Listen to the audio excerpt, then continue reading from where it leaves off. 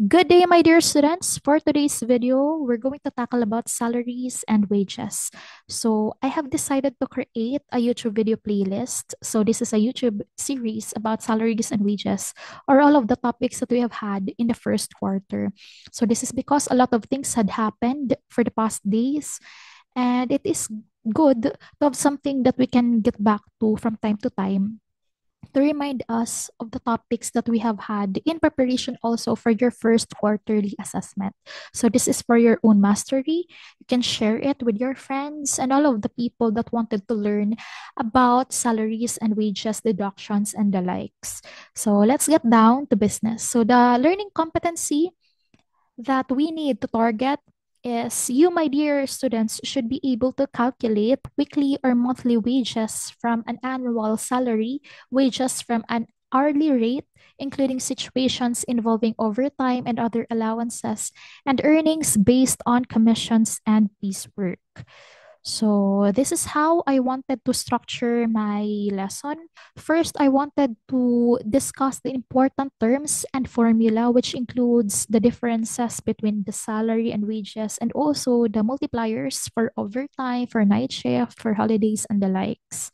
Then I'll be teaching how to compute weekly salary from daily wage, and also compute salary or weekly salary from annual salary, and then compute as well the monthly salary from daily wage, and finally compute the monthly salary from annual salary.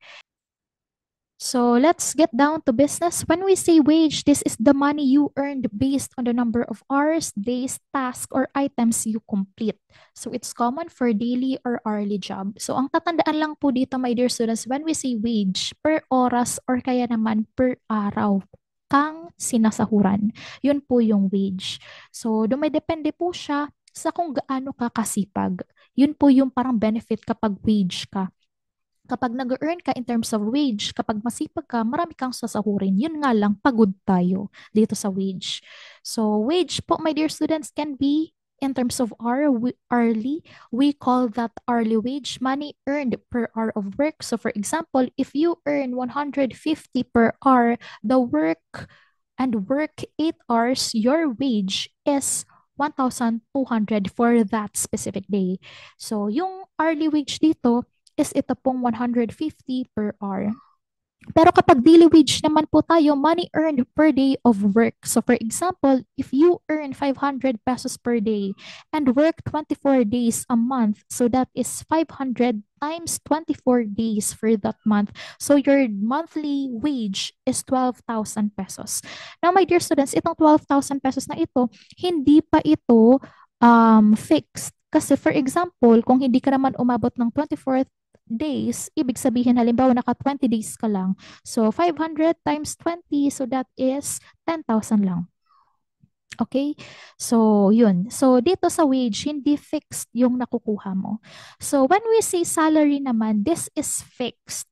A fixed amount paid regularly, for example, weekly, semi-monthly, or monthly, usually for office or professional jobs. So, for example, yung mga teachers and also the government officials, and also may mga ano din, may mga positions din sa corporate jobs na nag-offer ng in terms of salary. So, ano naman yung benefit nitong salary? Dito po, halimbawa, kapag may bigla ang suspension, since meron kayong pinirmahan na kayo ay kikita per month ng ganitong amount of money, so yun din yung ibibigay. Opo. So hindi kayo dididuktan dahil lang nagkaroon ngayon ng masamang weather. So yun, bayad pa rin yun. Okay, so yun yung benefit ni salary. Ang benefit ni salary, kahit may suspension, may sahod, ang benefit ni wage. Si wage naman po, pag masipag ka, mas maraming sahod, mas madali kang aangat, mas madali tayong sasakses sa buhay. So, meron tayo ditong mga competition. For example, the monthly salary from annual salary. In order for us to get the monthly salary from the annual salary, divide lang po natin by 12 because there are 12 months in a year. So, paano naman po if we wanted to get the daily wage from the monthly salary? If available po si monthly salary, ang gagawin lang po natin daily rate kung ilan po yung arawan niya times 22 because 22, there are 22 regular working days. Okay? So kapag hindi given sa problem kung ilang araw siya nagtrabaho sa isang month, we will use 22. However, if it is stated in the problem kung ano po yung number na nakalagay sa problem, yun po yung gagamitin natin. Now, what if we are given the annual salary and we wanted to get the weekly salary? So that is only the annual salary divided by 52 because there are 52 weeks in a year. So, paano naman kung gusto nating makuha si weekly salary natin given the daily rate? So, ang gagawin natin, just multiply 6 working days kasi po there are 6 regular working days in a week po, multiplied po kung ilan yung daily rate natin. And also, if we wanted to get the semi-monthly salary natin, just divide the monthly salary by 2. So, we also have the extra pay. So, itong mga extra pay na ito yung natatanggap natin kasi nagtrabaho tayo on special days. So, for example, working on rest day or special holiday. Halimbawa, na taon na holiday, or kaya naman, day off mo kasi ngaya, halimbawa, you are a nurse. So, rest day mo, day off mo, pero nagtrabaho ka, ilan ang sasahurin mo? Yung daily mo po, plus yung 30% nun. That's why the computation is daily rate times 1.30. May additional po tayong 30% dahil nagtrabaho tayo doon sa off day natin or day off natin. So, kabilang dito yung special holidays. Opo, when we say special holidays, my dear students, nandito yung mga or special non-working holidays. Opo. So later, we will discuss the difference between the special non-working holiday and also the regular holiday. So dito naman po, when you work on a regular holiday, ibig sabihin twice as much of your daily rate. So that is equal to the daily wage. Yung daily wage niya po will be equal now to the daily rate times 2.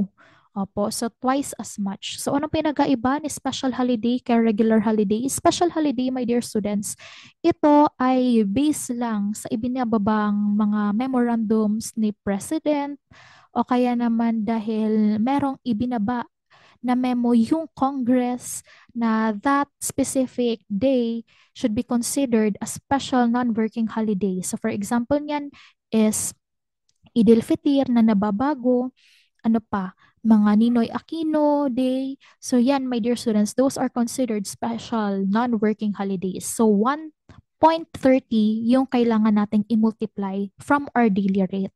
Pero kapag yung mga holidays natin are yung mga talagang itinalaga ng bansa natin na holiday because of the Republic Act, opo, or kaya dahil nakalagay sa labor code.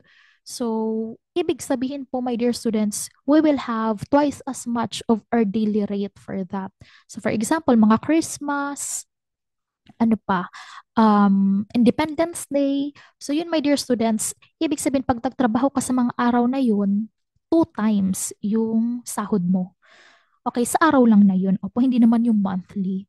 So, regular holiday plus rest day. Halimbawa, day off mo, nagkataon na nung rest day mo or yung day off mo, yun din yung Independence Day.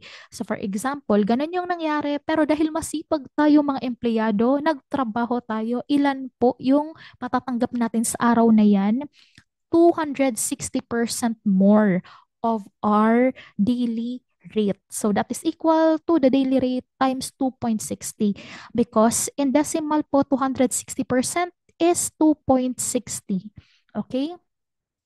And also, some night differential naman natin. Halimbawa, tayo ay isang nurse o kaya naman po mga BPO, call center agent, security guard na nagtatrabaho mula 10 o'clock p.m. to 6 o'clock a.m. Meron din po tayong karagdagang 10%. Kaya po yung daily wage natin sa araw na nagtrabaho tayo sa gabi magmula 10 o'clock p.m. hanggang 6 o'clock a.m., we will receive another 10%. Kaya ang matatanggap natin, 1.10 of our daily rate. Okay, so we also have the idea of the commission and piecework. Kasi po may mga trabaho na ang bayaran is in terms of commission or piecework. So in order for us to differentiate the two, let us have this matrix. So yung feature niya is that they have the differences in terms of basis of payment and also yung computation nila, the productivity link, and the type of work. So para po mas maging malinaw, i-discuss din natin yung mga examples ng jobs under commission and piecework. Okay, so under commission, the basis of the payment is always on the sales made. Dito naman po, sa piecework, on the output o kung ilan pong items yung nagawa mo. So, ano yung mga common jobs dito? For example, sa commission, sales agent, real estate brokers, insurance agent. Sa piecework naman po, mga factory workers, tailors, artisans, and crafters. Dito po sa commission, yung competition niya, a percentage of the total sales. So, for example, ikaw ay isang real estate broker. Ngayon po, nagbebenta ka ng isang lupa na nagkakahalaga ng 1 million pesos. At napagkasunduan niyo po nung company mo na kada benta mo ng 1 million pesos na lupa, meron kang commission ng 2.5%.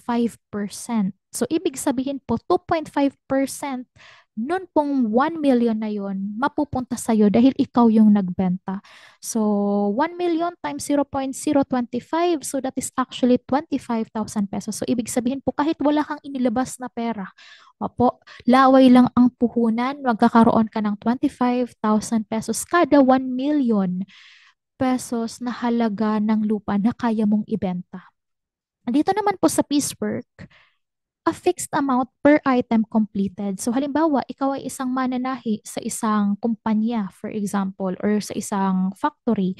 So napagkasunduan ng factory at ikaw na kapag nakagawa ka or ang isang t-shirt ay nagkakahalaga or kapag ikaw ay nagtahi ng isang t-shirt, that is 100 pesos dahil sa effort or services mo. Kaya ibig sabihin kapag naka 50 ka na t-shirts, kung kaya mo siyang magawa in one day na 50 t-shirt, ibig sabihin, meron kang 5,000 sa isang day lang na yan. Pero kung yung 50 t-shirts na yon kaya mong magawa sa 1 year, so 1 year, 5,000 lang yung ibibigay nila sa iyo. Opo. So, yun po yung pinagkaiba ni commission and piecework. Dito po, actually, parehas silang puro sipag ang kalaban, sipag tiyaga ang kalaban. Pero dito po, ang labanan din is, or yung similarities nila, para silang sipag at tiyaga ang labanan at kung gaano mo siya kabilis kayang gawin. So productivity link niya, the more you sell, the more you earn. Dito naman po, the more you produce, the more you earn. So sa type of work, sa commission, it often involves persuasion or communication. Sa piecework, it often involves manual or skilled labor. Let us go back to our structure. So, na-achieve na po natin yung first natin. So, naka-green na siya. Important terms and formula. So, on our next video po, we're going to tackle about computing weekly salary from daily wage. So that's it for today, my dear students. If you still have questions, please don't hesitate to comment down below. If you find this video helpful, please like and subscribe to my YouTube channel. So I'll see you in my next video. Goodbye po!